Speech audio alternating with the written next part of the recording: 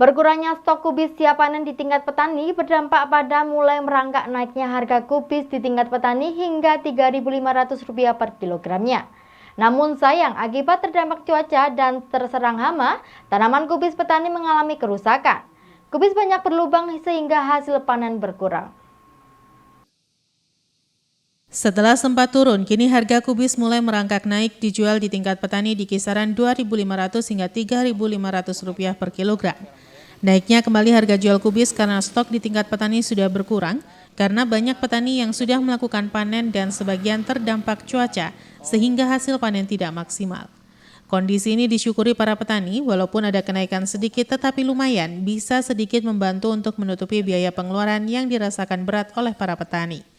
Terlebih ketika hasil panen berkurang jauh akibat tanaman rusak terkendala faktor cuaca, sementara biaya operasional yang harus ditanggung semakin tinggi akibat naiknya harga pupuk dan obat-obatan.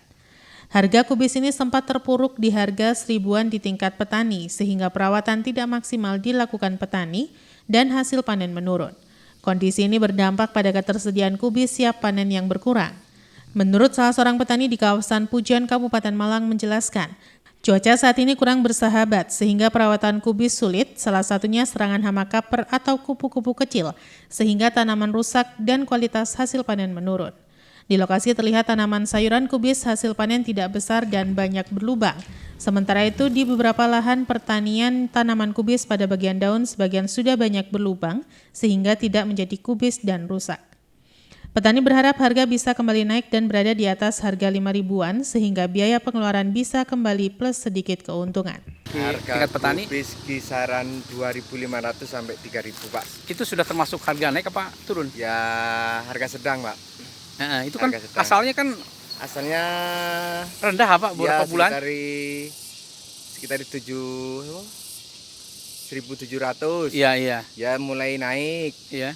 Ya naik lagi. Itu kenaikan mungkin karena pengaruh cuaca Pak? Pasokan gimana Pak? Ya, cuaca, Pak. Cuaca. Ya pasokan tinggal sedikit gitu loh, Pak. Oke. Tapi biasanya dekat-dekat puasa harga ya biasanya? Biasanya naik lagi. Naik lagi. Iya. Yohan Hikmawan melaporkan.